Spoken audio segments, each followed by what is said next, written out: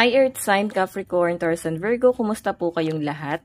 Okay, so Earth Sign, maraming salamat po sa walang sawang pagsubaybay sa ating pong daily horoscope.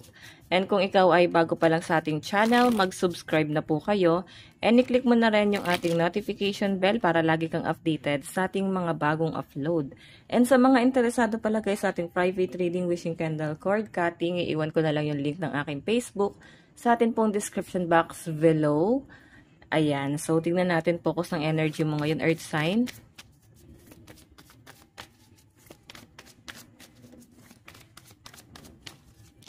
Meron tayong good news. Ayan, pwedeng meron kang ine-expect or inaantay.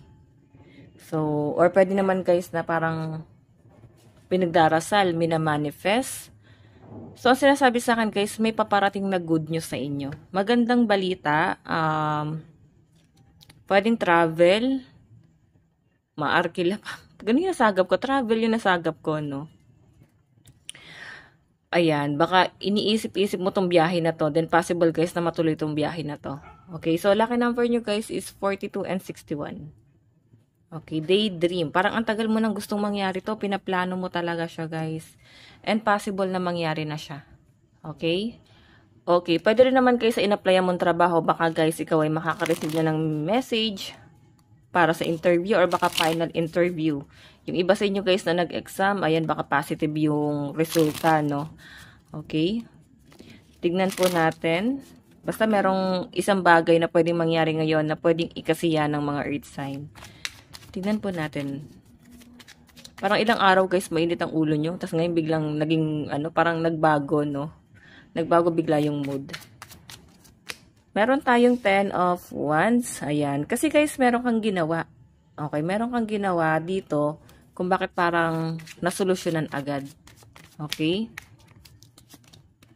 Okay. So, sa pinapakita rin sa akin, guys, hindi ka rin, guys, mag-i-invest ng pagod sa isang bagay. Kumbaga, hindi ka magtsatsaga dyan sa bagay na yan kung alam mo wala kang mapapala or magpapakahirap dito tapos wala naman, guys, mangyayari. Okay? Meron tayo, guys, 2 of Pentacles. Okay. Meron tayong Justice. So, guys, ang pinapakita kasi sa akin dito, pwedeng nahihirapan siguro iba sa inyo pagdating sa inyong finances, no? Parang nasasagap ko sa inyo, Earth, ay nababalisa ka ng hindi ka nagtatrabaho or pwedeng nababalisa ka ng wala kang ginagawa. Yung iba sa inyo, guys, na walang trabaho, ayan, baka tinitipid-tipid mo yung pera mo, binabudget mo talaga. And sa pinapakita sa akin guys, maganda naman yung magiging resulta kung talagang nagkakaroon ka na ng matinding struggle ngayon pagdating sa pera mo. Ito, nakikita ko guys na mag-aayos ka ng papeles or baka may hingi ng tulong sa inyo. Then parang, alam mo yun, baka bibigyan ka guys ng pabor or pwedeng, alam mo yun, nag-aayos ka ba ng mga documents or pwedeng property, maraming humihingi ng tulong sa inyo. Pero ito guys ay meron ka namang nakukuha. Kumbaga binabayaran ka rin naman. Possible na ang trabaho mo is ganyan kasi marami kang connection. Okay? So yun yung pinapakita sa akin dito guys, no? And yung iba sa inyo guys kung nagkakapera ka, dinadala mo naman siya guys sa mabuti, no? Dinadala mo naman sa maayos na bagay. What I mean, hindi mo siya guys sinasarili lang. Okay? Yung perang nahahawakan mo guys, nilalaan mo rin sa pamilya mo. Hindi mo siya guys sinasarili. Ganon ka hands-on. Ganon ka-responsible sa pamilya mo. Okay? Tignan pa natin, guys.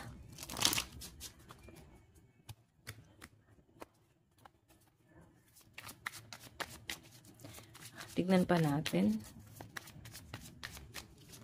Meron tayong Queen of Wands.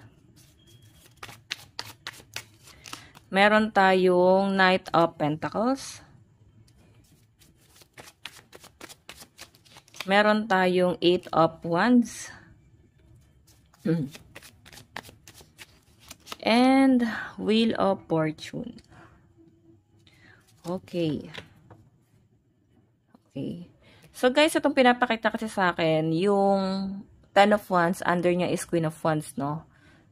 Sa pinapakita sa akin dito guys, siguro meron kang iniisip-isip, parang ilang araw ka na nag-overthink to sa bagay na. So, kaka-overthink mo, parang nako-curious ka na, parang gusto mo nang malaman, gusto mo nang gumawa ng action, parang ayaw mo na guys isip-isipin pa to. So, ano ba to? Parang may pagka-stalker yung nakikita ko sa inyo, or siguro may gagawin ka na ng paraan para hindi ka na guys nag-overthink ng ganyan. Okay? Sa pinapakita rin sa akin guys, marami ka rin gagawin ngayong araw. Siguro maglilinis-linis, magiging busy ka eh. Yun po yung pinapakita sa akin. So, 3 of Swords and Knight of Pentacles. Tignan mo guys yung pagod mo ngayong araw is sobrang napaka-worth it niya guys. Kasi Knight of Pentacles, meron talagang perang paparating. Meron talagang good news. Okay? Ayan, ito naman guys, 2 of Pentacles and 8 of Wands. Ayan, yung iba sa inyo guys, kung nagkakaroon ka na ng struggle, parang nafe-feel mo na parang nagtitipid ka na lang, or parang nafe-feel mo guys na hindi na ganun kaayos yung dali ng pera mo. So, kailangan kayo samahan ng sipag. Nakikita ko sa inyo guys, pagka down na down ka talaga, yung tipong hindi mo na alam kung ano yung gagawin mo or sino yung tutulong sa inyo. Parang nawawalan ka na rin guys ng confident, no? Like, gusto mo na lang itulog, parang tinanggap mo na sarili mo na talagang ganun na lang talaga yung sitwasyon mo. Pero sa nakikita ko naman guys, may pag-asa pa eh. Ayan nga, may good news nga na paparating sa inyo. Kumbaga kahit effortless talaga guys, yung tipong wala ka talagang gawin, meron talaga guys mangyayari. Pwedeng meron talagang tutulong sa inyo. And Justice, Wheel of Fortune, ayan, iwasan mo na guys yung pag-overthink. Okay, iwasan mo yung pag-overthink kasi maganda naman yung nakikita ko rito, Earth sign. Okay? Kasi ang Wheel of Fortune guys, ano yan eh, parang new beginning, ayan. Pwede may pagbabago rin guys sa trabaho mo, or pwedeng tataas yung sahod mo. Okay, iwasan mo lang daw guys maging impulsive, no? Like sa mga decision mo. Okay? Kasi nakikita ko guys may improvement ka sa trabaho mo ngayon. Pero ikaw, pwedeng nag-aalangan ka doon sa trabaho mo. Okay? Parang gusto mo ng changes. Maganda naman yung nakikita ko dito. Parang kailangan nyo lang earth sign is pagtiyagaan talaga to. Tignan natin advice. Meron tayong be humble. Ayan. Nakikita ko naman sa mga earth sign, talagang napaka-humble nyo. Hindi kayo magsasalita hanggat hindi kayo guys tinatanong. Kumbaga, ganon ka guys ka-secretive, ganon ka-protective, ganon kataas ang trust issue mo. Hindi mo guys sinasabi kung ano yung kahinaan mo sa ibang tao. Kasi pwede nilang gamitin against yun sa yun eh. Against sa'yo, diba? Yung secret mo. So, ang nakikita ko sa inyo guys, sinasarili mo yun. May pagka-introvert nga yung energy mo. So guys, ito lang po ang inyong reading bukas ulit. God bless and love you all. Bye-bye po.